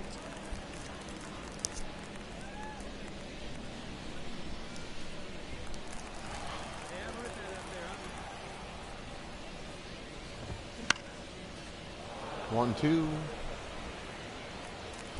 I have a good feeling about this game.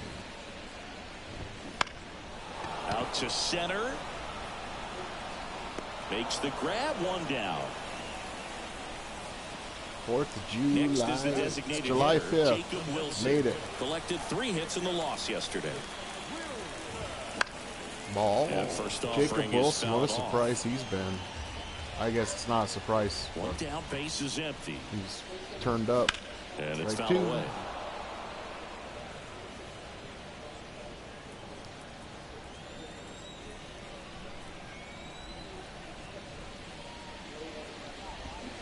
Cut on and miss. Struck him out. Added some new audio Came out of his for mechanics there. Typically likes to shoot the ball the other way. Road But to that the time, Show. a little anxious. 2 outs, base is empty. Here's Nico Horner. And that's a strike. 99. 2 outs, base is empty. Next offering is in for a 83. strike. Slider. Swing and a miss. Struck him Ooh, out. this new attribute build. He gets a 1-2-3. He's a 93 overall. Quietly there. Scoreless after 1. His breaks are going to be amazing now. Coached him up. Ready to go for the last half of the inning. Soderstrom. Here's the catcher, Tyler Soderstrom. Hit the heat. Jackson back to work. That one in triple digits. 100. Soderstrom goes 6'1", 200 pounds, and he was selected to the All-Star game last year. 85.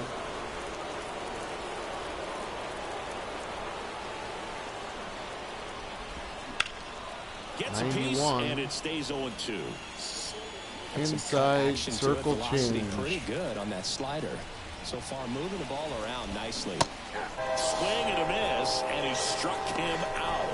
And there's Train one whistle away. every Well, strikeout. he's got great strikeout stuff on the mound, doesn't he? I mean, double-digit strikeouts in his last start, and he's just racking them up again in this one. This guy can really dominate a game out there. Not a fun assignment for any lineup. 1 down, base is empty. Swings through that. That's a real nice cutter right there. I mean, this guy can struggle with the inside pitch at times, so I'd say that's pretty effective if you can continue to command it on that side of the plate. This one lifted in the air, left 2 field. down. He's got it, and there's 2 down. Batting fifth, the right fielder, Lawrence. Next up for the A's, Lawrence Butler. There's a strike. Pretty rare location right there, right down the middle. This guy paints the edges. I'm not sure if you're going to see that pitch again as a hitter. And strike 2. More and more guys are looking to slug regardless of the count. In this situation, we'll keep a close eye on his approach. That one out to right. Makes his way towards it. Got it. Nice grab. And that is that. Got We'll the move to the stars third and stripes with no for score. the 4th of July. No hitter. Back in Oakland as we go to the last of the third. Digging in for Oakland, Oswaldo Cabrera. In the air to left down the line. And that lands in no man's land, a foul ball.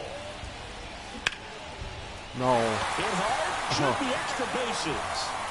Now he'll turn for second. The throw in. Not in time. He's got a double. I don't know how he's able to shoot that pitch the other way and still put something on it. That pitch was inside, and he let it get really deep. So pretty incredible hands to fight it off and still get good wood on it. Runner in scoring position now, and a good opportunity to push across the first run of the ballgame. Man at second. To third. 1. Devers throws Down. on to first. Hey, One everybody. gone, bottom of the third inning. crappy weather in Minnesota right now. Vaccaro up next for the A's. There's the strike. 100. That was absolute gas. Triple digits on the gun. It's just a different experience as a hitter. And there's a rocket into the outfield. Around third. He will score. The A's have moved out in front. 1-0. He's in at second with a one-out double. Well, they strike first as he gets the job done to bring home the run. Nice job of driving that pitch the other way. Ouch, that one got him. Well, in the box, he's seen that movie before. It wasn't a good movie either. He knew how it was going to end right from the beginning. Jackson, one of the best strikeout pitchers in the game, and that certainly is a benefit to him when he's in a spot like this. 2 on, 1 out. That's a laser base hit. Throw back in, holds the runner at third. Base is now loaded. Only 1 away. Next to hit, Nico Horner. Right through there for a strike. Yeah, if you're going to be in the game in high leverage situations, you've got on the ground. What? Base hit, 1 run is in. And they hold the runner at third. Bases remain loaded here. Still only 1 gone. Well, there you go. The RBI machine. Another clutch run scoring at bat. Yeah, he's been so good in these situations. Call it clutch if you want, but his resume speaks for itself. Righty to the plate. Hits and misses. It's a strikeout.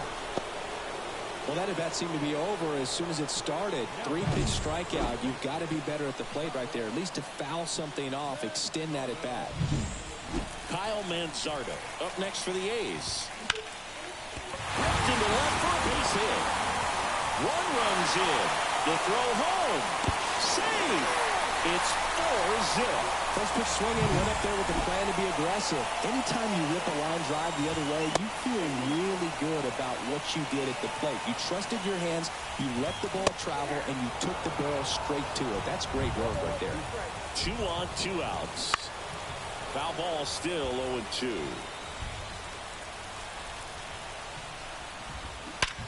Sharp grounder. That's through for a base hit. Around third. The throw in. Couldn't have timed it up any better than that. Just kept it simple. Played Pepper with the middle. A new arm into the game. The righty, Michael Kopech. And with the big deficit on the scoreboard, he almost has to just put that out of his mind. Every outing matters for relievers and their numbers, but I think it's tough to get up for this type of appearance the same way you would. Come on, Boston. It feels like we might be headed towards a rain delay if the weather doesn't ease up, Chris. Yeah, the umpiring crew are going to pay attention to how the weather is impacting this game, and the moment it becomes dangerous, I think, is the moment we'll be forced to take a break. And that one finds its way through. So a man aboard now with 1 away. And they almost caught him, but he's back in time. Well, that started and ended pretty quickly. No messing around right there. Once you get the ball by the pitcher, there's a lot of base hits up the middle, even on ground balls. So a nice job to use that big hole and get himself a hit. Lacy checks over to first, and he's back. Here we go. Here we go. Going. Runner on the go. Bounce to the left side. And there's a hit. And they'll have runners at the corners after a 1-out single. Job, Raffy. 1 down. Dominic Smith up next. Here's for the a Red new Sox. addition to our team, Dominic Smith. Lefty out of the stretch. Runners at first and third.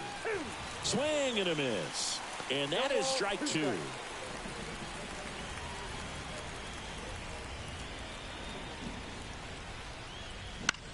Swing and a pop-up. Settles underneath it.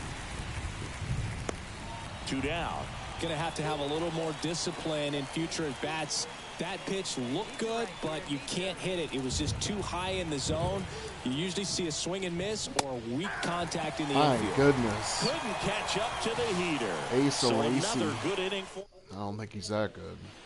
Here now the Red Sox DH, Jerry Jackson. Hey, hit me a seed right here. And first offering is fouled off.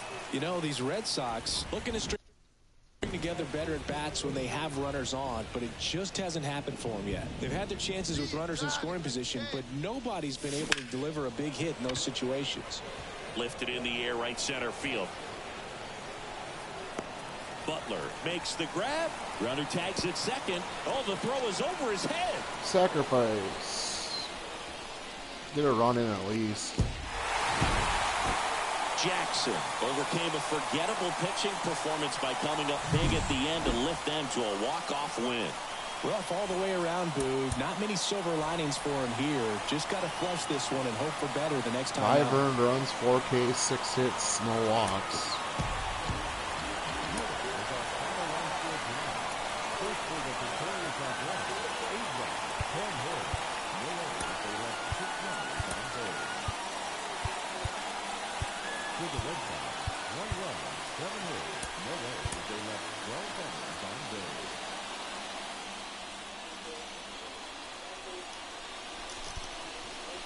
Jerry Jackson up next for the Red Sox.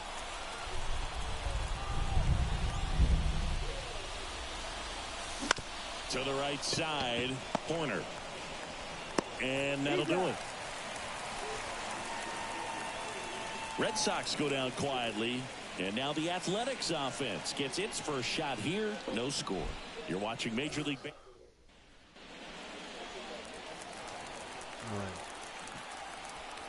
That was it. And he swings and misses, and it's 0-1. Ball strike one is so critical in a bat like this with a real threat at the plate looking to do damage.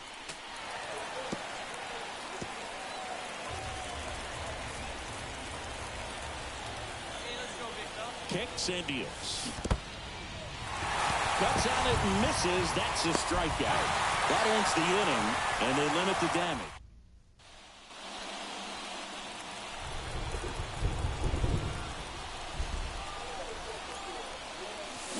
Fought off foul. Looks like the weather could actually play a factor in this one. It's coming down pretty good. Yeah, it is, and it's not too bad yet, but this one swung on and hit well. Way back there. Oh! That ball was crushed. He'll circle the bases. His second of the year. It's 3-0. He's bringing the thunder in a rainstorm. How in the world did he manage to hit that pitch out? Because he's good. Duh. With a low 90s fastball, you have to live on the edges and hit your spots. If you don't, you'll get hit hard. Really good swing there. Patient, waited for it. It was like BP all over again. Just carry. Now here is Jerry Jackson. He's already homered here in this one. He's not going to get cheated up there. No, he's not. He's looking to do damage with every swing he takes. Machinsky measures 6 feet 2 inches, 28 years old, and he was a second-round pick in 2020. Let's hope for a home run.